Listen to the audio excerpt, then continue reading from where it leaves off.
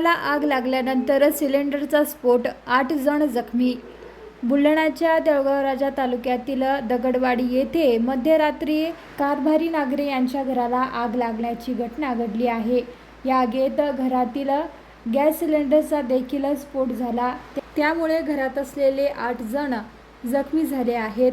शेजारी राहणाऱ्या नागरिकांनी आग विझविण्याचा प्रयत्न केला, मात्र आगीचे मोठे लोड असल्याने तात्काळ अग्निशमक दलाला पाचारण करण्यात आले. अग्निशमक दलाने आगीवर नियंत्रण मिळवल्याने मोठा अनर्थ टळला. गंभीर कारभारी नागरे यांच्या घरातील सर्व जीवनोपयोग साहित्य, धान्य, कागदपत्रे जळून खाक झाली आहेत.